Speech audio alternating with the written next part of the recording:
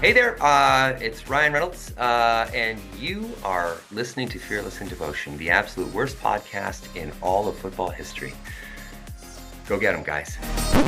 Here they come, a mighty champions, raise your voices.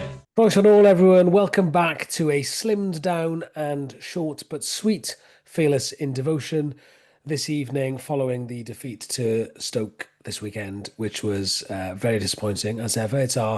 We're now down to 1 win in 5. In my opinion, it's time to start panicking and it's time to sack the board, sack the manager, and get a new squad. Tim, what do you think? I'm just going to assume that is tongue in cheek. What? As it's definitely you just didn't Andy, but yeah, it's a weird one, isn't it? It's a weird one, but I think it's fair to say that international break definitely ruined any momentum we were kind of gathering with. It was either going to go one or two ways, wasn't it? We're going to pick up where we left off and build on it, or regress. And I think unfortunately it was the latter. Yeah, shame. Such a big away day yesterday. It was 3,400 or something like that. It was only like in a sort of little sort of quadrant of the ground, so it gives you an idea of how big that stadium is. These days now they're filled in the corners, but just like wholly disappointing in the cold light of day. Just didn't get going. Too many key players that were well below par. They were just trying to play the ball fast over and over again. As soon as the ball went out of play, they were grabbing another and just trying to literally stay on the front foot all the time. And they did that. And we just didn't really have any answer in how to break them down, really. And I know there's a lot of people saying that if the Longman chance goes in, it's a different game. It's easy to say that, but we'll never know. I'm not entirely convinced it would have been. I just think we were so passive and sloppy with our passing. Just lacked a little bit of belief, if I'm honest. And yeah, that was the most frustrating game I've been at in a long time. I don't know why. It just really, really got my back up. Just the way we just couldn't get it over the halfway line. And you'd expect an improvement in the second half, and just didn't quite materialise. And Stoke have got a really good defensive record. You can see why. But yeah, I think it's just disappointing because we felt like we were building, even though there was 3 draws, after the sort of Norwich win, and it's just kind of gone in reverse, really. So it's one of those. I'm not gonna get too disheartened about it. Like It's easy to yesterday, overreact to one but yeah, loss, well, though, isn't yeah, it? and Yeah. I'm guilty as the next person of that. I We'll was, put it even if the game doesn't change dramatically, if Longman scores that goal, it's 1-1, isn't it? So yeah, and yeah. it's a totally different conversation. I mean, So it's a stinky miss, but every player misses yeah, those chances. it No came at point. his feet too quickly, didn't it? And you could just see that he didn't quite get. Look, It was instinctive, wasn't it? Because it just it, shot at his feet, and it obviously he is. should score it, but it happens.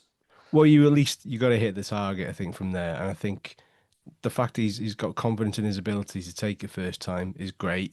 Some people said he could have taken a touch. I'm not sure. I think if he No, takes a I'm not touch, convinced. he risks getting the defender to clear it off the line Yeah. potentially. So let off for Stoke. Um, yeah, there wasn't really a great many pluses to take from it. So we could sit all day and say, "Oh, this person was crap," or that was rubbish. And I think Parky was quite guarded in his comments after. I think he probably could and maybe should have said a lot more, but he's always quite pragmatic. He kind of tells it how it is. And I think he said the key thing for me. He said that we looked a bit desperate in the second half in terms of just trying to force the issue, and we did. And I think that's where the source of the frustration from that these players are far better than what they showed at Mm. Stoke. But you've got to earn the right to win games, and we probably didn't quite earn that right. Owain Jones was saying on BBC Radio Wales that now is the time, although he did say before that this might be because he's biased because he was also born in Bangor, but he says now is the time to start really building around Broadhead and making him a bit of a focal point as well. What do you make of that opinion? I mean, at some point you have to chuck him in. I mean, in my head, I'm like, you spend that kind of money on him as a record signing, you've got to start playing him. That he is a creative outlet. We saw that when he came on and affected the game for Wales a little bit against Belgium. he's just starting to find his feet now. I think he's made enough of an impact in his recent substitute appearances for club and country to tell Phil Parkinson, you know what, chuck me in because it's not quite clicking for us in recent games. So who does he come in for? Not too sure. I think Windass didn't have a great game. We expect so much more of him, don't we? He just kind of looked a little bit lost on occasion. I think you got. I But do think we he has find to a way play of getting him. them both in, as discussed previously? Yeah, I don't know. I mean, there's people who leave comments in our comment section who are probably far more qualified to discuss formations and tactics better than we can. Because to be clear, unless you tell me otherwise, Reese, we're no football experts. That should show by now. Should I'm a show football by expert. now. I can't remember who it was that said it. Somebody said that. Was it fanboy, biased, sort of wisdom that we impart on these pods. So we're not professing to be experts. That Do should you mean bias wisdom? Anyway, yeah, we should let's. be clear enough by now that we're Yeah. definitely not experts. Come Well, yeah, I consider myself an expert. But on. anyway, let's move on. It was good to see Rathbone and Cacace back on the pitch. Cacace played well, didn't he? Some nice touches. Obviously, didn't get a huge amount of time, and maybe looked. Yeah, He's come back in after a while, isn't he? He's going to be maybe half a yard off it. yeah. You could tell. You could tell. And I think again, I know Andy's not here today, and obviously Liam's not feeling too well. Andy's jet setting to the States as we speak. So if you wonder where those guys are, that's their excuses. Good excuses, by the way, Yeah. legit. Mm. Um, and I don't know. Andy's like, oh, when we get him back, everything will be fine. I think maybe placing too much emphasis on what we expect from him so soon. I know he played really well at Southampton, but I think we were all dizzy at Southampton. This is amazing. We're here and we should have won, etc. And it did show a lot of good energy and strength. He's definitely not match fit. I think that much was clear. He tried to inject a bit of energy, but he definitely lacked a yard maybe. Yeah. And Well, again, good to see him back. oh Well, he's yeah, back. 100%. Good to see him back because I think before Phil Parkinson might have said this that he's not had any real long-term injuries in his career. But it comes to all players, isn't it? It's just unfortunate it's happened to Yeah. come to him at the start of his Wrexham career. So, Happened to me. Happens to all the great players. well, yeah, exactly. And look, he's had, I think there was 11 versus 11 games sorted out during this international break to try and get him and Rathbone back up to speed. So whether you chuck them in for Wednesday's game at against Oxford, I'm not too sure, but I think Yeah. he's gonna have to bring him on Yeah. at some point again just to get the minutes in there. But yeah, we'll come to that game in a minute. But it just Yeah. kind of feels like there's maybe a lot more riding on it suddenly so soon into the season. But I don't know what we thought of that Yeah. one. We'll get to that bit. Yeah, we'll discuss the Oxford game shortly. Before that, Tim, you've been upsetting people on the Twitter again, Oh haven't no, you? look, right. Well, Why? yeah, and Explain to people why you as a are angry with result, Zorba Thomas. I know the sober Thomas thing is weird, right? And like before that, there was a couple of little boos, but I genuinely felt it wasn't like massive being like McLean gets wherever he goes or anything like that. And there was a couple of people next to me trying to sort of get a chant going that saw Thomas as a sheepshagger, which is obviously tongue in cheek and great. It's like, oh, you're one of us, you represent Wales, great. And I think if that takes off, Sorba hears it, he probably, I dare say, he might like that. I think, oh yeah, okay. But for whatever reason, he scores. I mean, if you don't shoot, you don't score. I don't think he's expecting to score. That's a cross, isn't it? In every day, that's a cross, and Kiefer should clear it. Doesn't go. Goes straight in, and then Sorba kind of instead of just going to celebrate your own supporters, just trains his sights straight on the Wrexham fans, and gives it some serious welly. Then does his silly walk celebration. I'm not sure what that is, but it's quite unique in that sense. And it's just giving the whole, oh, we And you can't hear didn't them take too now. kindly to that. Oh yeah, I was furious. I was furious, and I can count on the amount of times I've been really triggered by a player celebration. The last time it happened was Kingsley James ex Chester when he was playing for Halifax. I think they scored. It was a Tuesday night or something, and I was like, I hate. It was just a proper whine. Sometimes it just happens, and it happened, and I just thought he was kind of disproportionate. I think I described it as sort of classless at the time. I thought he was a bit of a mardy prick about it, and I stand by it to a certain extent. However, in the cold light of day, there's a heat of the moment for him. It's heat of the moment for me, and it was just frustrating. I think because it's straight off the back of the international break. It's like I've just spent X, Y, and Z supporting you in Cumbria. I know it doesn't matter. That's woke nonsense. Mm. I get all that in the cold light of day. I don't know. I just like it was sometimes it happens. Players wind people up the wrong It's a way. game of opinions, isn't it? No, I think I'm I've not. said on this. Look, 24 hours later, Jenny, I'm not asked. He had every right to celebrate. I just think Yeah. it was a bit over the top for us at that point. He wasn't being like castigated. He wasn't getting hammered, as far as my opinion, but he wasn't anyway. But look, that's the He's modern heard game booze now. though, isn't he? If he's heard booze, Yeah, he's been booed. but it If wasn't. Broadhead scores against Swansea and there's been a couple of boos and he gives it a little bit to the away fans. Yeah, he's probably booed because he was their key attribute. He's flown out the blocks this season, Saul Thomas. He's been a massive, Mm. massive asset for Stoke. Like, ridiculous stats, ridiculous number of Yeah. goals and assists. And I said earlier on, I tweeted earlier on, why are we giving him this much space? And I actually said it's Yeah. mind-boggling. I was like, at some point, that's going to work in his favour, and it did. Yeah. That probably added to my frustration and annoyance, to be fair. I So there we are. I think I've said a few times in this podcast. I don't think I've ever in my life, and people might say this is not true, but I'm fairly confident it's true. I don't think I've ever booed or given abuse to an opposition player. The reason that isn't because I'm a holier than thou sort of amazing person, but it's because it's exactly what they want. And I know from the extremely high level of sport that I've played that that's tongue in cheek, by the way. But whenever I've played and there's a crowd, if I'm getting jip, I'm massively fired up. It's the absolute best thing you could do to me is give me jip. And so why am I going to contribute to giving someone on the opposition motivation? So I've never booed someone, I've never abused them. And because then you Yeah, see it, they absolutely love it. They yeah. absolutely love it. They feed off it. I think probably the And then they majority give it do. back to you. And I never Yeah, understand yeah. when people give players dogs Yeah. abuse, and I've heard, we've all heard dreadful stuff shouted at people about their families, even if it's not about their families, even if it's just the day-to-day football nonsense that's chanted at people that you have never met in your life, Yeah. and then they go mad when they do something back. I find that a bit odd.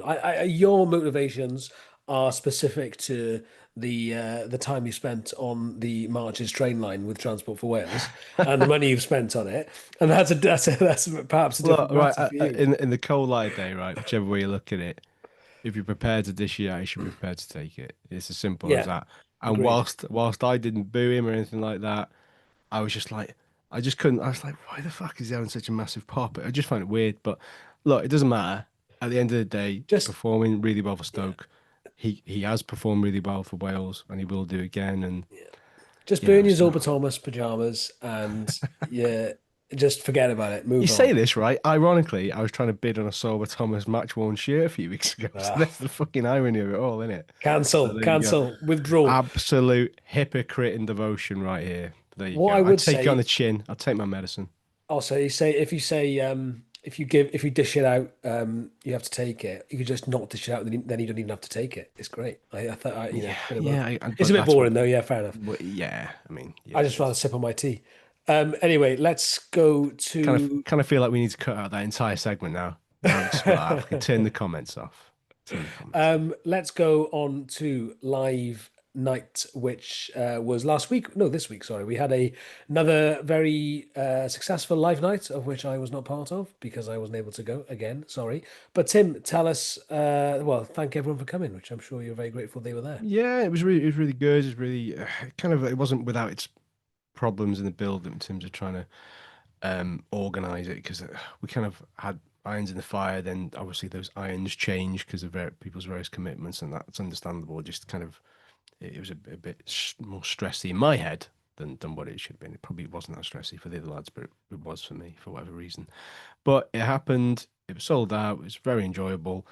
Louis Milk was top of the bill. I say top of the bill. probably well, it's arguably a star attraction, but you got Mia and Mark Griffiths and Geraint and all that there. I'm not so sure. Oh, So Louis Moat for me, yeah, that's a star attraction. we had him on early doors because obviously he still plays for Crew. So credit to Crew for letting him come over to this neck of Mm. the woods on a Thursday night. Obviously, he scored against MK Dons in their defeat the other day, so came on The as a sub, fearless factor. scored. Yeah, yeah. And he was just really good value. And like before he went on, he kind of said to me, "Because so I'm going up on my own, am I?" I was like, "Well, yeah, you are," because Blaine was supposed to be coming. Blaine Hudson, his former teammate, Mm. and Blaine had to kind of like sort of cry off late on because HGV driver now is Blaine. So he had like a 3 Did a.m. he bang shift. his head on the top of a door? So, and that's fair play. Blaine can't make it, duty calls. So Louis came on himself, and when he said that, I was like, oh, he sounds like he's a bit reluctant to do this now. And then when we got him up there, he's fine. He said afterwards he enjoyed it, and he just looked back on his time at He's a Wrexham with a lot of fun. well-spoken lad, isn't he? I like him. Yeah, well, he said that obviously when Kevin Wilkin left Nuneaton to become Wrexham manager, I Mm. said to Louis, I said, where did that leave you? He said basically on the phone to Kevin Wilkin 8 or 9 times a day saying, sign me for Wrexham, sign me for Wrexham. I was Nice. like, yeah, that worked. That Mm. worked. And yeah, obviously kind of it was 24 goals, I think he said. 24 goals in his one season with us, Mm. precisely 365 days with Mm. us. And then obviously gets a move north of the border, does really well at Motherwell and Dundee. And yeah, just a really nice guy whose career kind of um, took off in later into mid later of his career rather than early doors, where he's having loads and loads Mm. of loan outs when he was at Stoke and everything else. So just a really nice guy and some great memories. And he said that his overriding wish was to get Wrexham out of the National League. That was his biggest regret about not being able to do that. And said he was massively relieved when we finally managed it a few years Yeah. back. So he was good. Geraint Parry, club secretary, legend, man of the people. Um, we got wind early doors. I mean, this is probably not a massive secret now. I didn't know about it. So it was some sort of secret. But it turns out that Geraint has kind of stepped down as club secretary Mm. on the sly, if you like, in recent weeks. And yeah, I mean, he's earned a rest. That man has been through the mill, has been clinging onto the fax machine for dear life during the Luke Armstrong saga, amongst other stuff. Probably fulfilled every post at the club with distinction and grace and humility and warmth and humour. So yeah, he's kind of taken a step back. He was offered the role of club historian, which he gratefully accepted. Yeah. What a great post for him! What a great post. What a great appointment. Oh, Superb. if Very, there's very nothing worth, fitting. if he doesn't know about it, it's probably not worth knowing. So, I dare say Garrett may have stuck around in that post longer than maybe he should have done. So, I hope he just enjoys a bit of a breather now away from all that. His Yeah. replacement is a guy called Conor Barry, who was previously in charge of a football admin role at Wolverhampton Wanderers. So, Well, big to shoes to say the fill, though. last 20 years of that job has been tumultuous would be an understatement, So he's served an incredible amount of time and he served an unbelievably difficult time Yeah. with professionalism and everything that you'd want from your club secretary. So Honestly, that's off to him. I look at Garrett, I think maybe I just need to take a bit of relief out of Geraint's shoes and just chill out. Just go, Does oh well. Geraint have Twitter? Well, yeah. I mean, the way it's going, I might just follow suit. I might just not bother myself. The people at home going, yes, we fucking win at last. Um, but yeah, what a lovely guy. And then there was a kind of an element of sadness to it because it literally is an end of an era. I know we talk Mm, about the likes of Mullin and Palmer and so on and so forth, end of an era on the pitch, but behind the scenes, it doesn't get much bigger than him. Sort of vacating that position which he made his own, and you wouldn't find anybody in the football spectrum that has a bad word to say about that man. no, top guy. Any more FID live nights planned yet? There is one, yes. I can't think of the date now. Bear with me. We'll talk about it next week. No, it's January. The tickets are on sale January. now from the Mizegreen website. January the 15th. Lovely stuff. 2 days before Norwich are home, as it stands. Wonderful. Well, look forward to that, and we'll have much more on that in the weeks and months ahead. Let's very briefly discuss Oxford Wednesday night. One league win in five, as I mentioned before. When are we talking about a must-win game here? I'm always I know. a bit wary of saying it, but the next two games after it are Coventry, well, Middlesbrough away, and then Coventry, and you're kind of feeling like we need to get 3 points soon from somewhere. And in between those games is a little known Carabao Cup game against some Oh, we don't care about that yet. South Walian opponents. uh, I don't think so. I just think you'd have to It feels argue. like a must not lose. Yeah, well, it presents the biggest opportunity to kind of get this home league win, Mm. kind of, Yeah. and a quick opportunity to kind of put right the wrongs from the Stoke game, of which there were probably quite a few more than maybe we envisaged. So, I think it's one of those, isn't it? Like if we were to lose that, I think it would be. I think the atmosphere can turn quite nasty quite quickly, and we are closer to the bottom now than we are remotely near the playoffs. And when you've got teams in the bottom three that are now 7 6 7 points, and we're still on 10, Mm. it puts things into sharp focus quite swiftly. So I wouldn't say I wouldn't quite say it's a must win, but I agree with you. Like, don't lose it. Don't And I lose think it. I think I know people are talking about results, and they're right too, and we need some results. But also, I think a good performance. I think if we come off that pitch and we've drawn 2-2, and there's been 100% effort and there's been a lot of energy and we've created some chances, I think people would be a lot more forgiving of that than a 0-0 where we've been really cagey. We haven't really pushed on. I think it would be good to see a bit of bite about the performance, wouldn't it? Yeah, I think we'll get that. I think we'll get that. No doubt. I think reading between the lines, I feel Phil Parkinson's probably smarting about the nature of that defeat. I just think we didn't really show our true selves or give any indication that we were going to do that.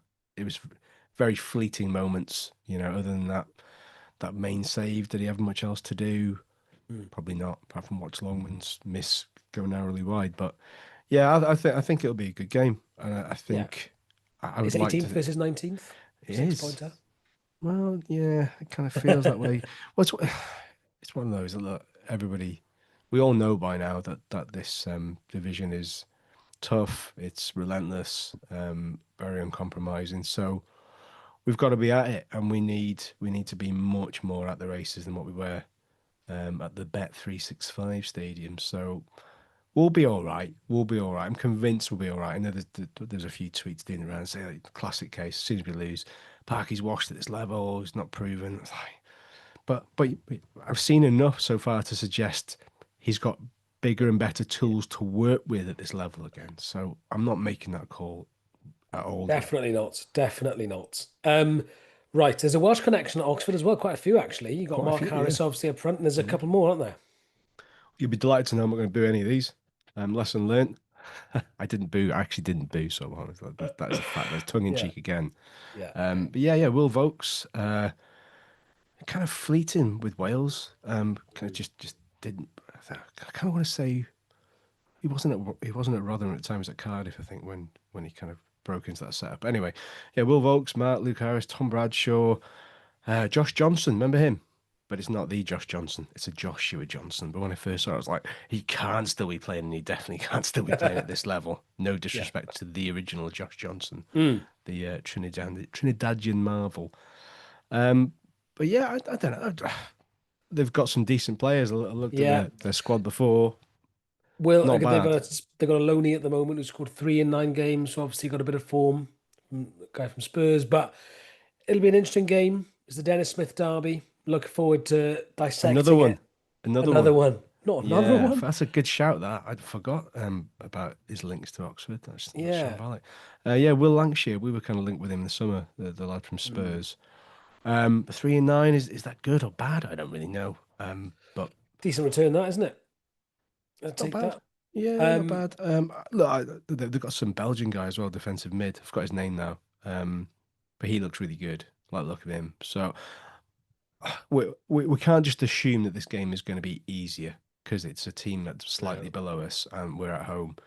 Well, they'll be Doesn't, they'll be looking at our record and they'll be thinking it's for the taking. So but they had a great win the other day against Derby. I think that they mm, beat Derby 1-0 on Friday night, I want to say. Or was it on Saturday? I can't remember. But that's, they're going into that with the tails up. We're going into that sort of slightly indifferent. So, yeah, when was the last time we played a game on a Wednesday? I don't know. I couldn't think of one. There must have been one, but it's been a while. So yeah, but anyway, looking forward to watching that game Thursday. Let Yeah, us know let in the us know in the comments. comments. When was the last Yeah. time we played on a Wednesday? Or Don't maybe talk about Geraint can let us know. Sorbitollis or me. Someone email Geraint and find out. Um, right, Thursday we will be discussing this the Oxford game because we will also be previewing the Middlesbrough podcast with a guest of our own, won't we, Tim? We will. Yes, I've forgotten it. Her name is Dana. Dana Malt. A wonderful name. Which pod was she again? So you've caught me on the hop here now, Reese. She's from Middlesbrough Pod. Right. We'll announce it on Thursday. But the Borough breakdown. There you go. The Borough breakdown. Love it. And it'll be typical of Wrexham to go there and win, wouldn't it? They're flying top, Yeah. solid. That is a That'll be free a good hit. away day Oh next yeah, weekend. but regardless of what happens on Wednesday, that does feel like a free hit. And if Yeah. you're telling me what would you rather win, Middlesbrough or Cardiff? I think you and I both know what I'm going to say to that one. Do we? Well, look, when I went to the England game, one of my mates said to me, and I get on well with Geraint. Hello, Geraint, if you're listening. Geraint Lewis, big Cardiff fan, and he said, "I heard what you said." I was like, "What are you on about?" He goes, "I heard what you said when the Wrexham draw came out for Cardiff." I was like, "What did they say?" And he just said, "Oh well, I had a lot of time for you lot before." And he said, "But not anymore." I was like, "I didn't say anything." And I sort of gone back and it's like, I didn't say anything out of order, not as far as I'm aware. It's just it's nice to play them because we've gone like that. I think that was the Oh, it will bugbear. But they're be having a great season. it'll be big that game. It'll be tense. It Yeah. will. I'm sorry. There's no pretending. There's no getting away from it. It's gonna be tense. But yeah, an away win up at Middlesbrough would be sensational. So who knows? It's all hypotheticals anyway. So let's discuss more of that in the weeks ahead. Of course. Thank you everyone for listening. Do Are you doing a comment. prediction? Oh, prediction. Crap. Oxford. Okay, fine. Yeah. Back to winning ways. I'm gonna Is say this sponsored by the Fat Ball? sponsored by the Fat Ball. As we all know, the prediction is sponsored by the Fat Ball. You should know that by now. I certainly do, and I think Wrexham will win 2-1. Tim, Good Lord. I'm gonna go. I'm gonna go 3-1. I'm gonna go 3-1 Wrexham. I don't I've know got why. Bradshaw with the winner. Bradshaw. No, it's because I've just read bloody Tom Bradshaw. You're going for a 3-1 loss with Mm. Bradshaw getting the decider, is what you just kind of You said. tell I'm tired. Don't move house and have a child at the same time. Broadhead, obviously. 3-1. I'm gonna go 3. I'm gonna go 3-1. And yeah, we might be eating humble pie again on Thursday. Yay. Yum. Thank Yeah. you everyone for listening and watching. Do leave a comment if you've got anything to say. If you haven't, leave one anyway. Just tap the keys and press enter. Thank you for listening. See you Thursday. Bye-bye. Cheers up the Sober Thomas Reds.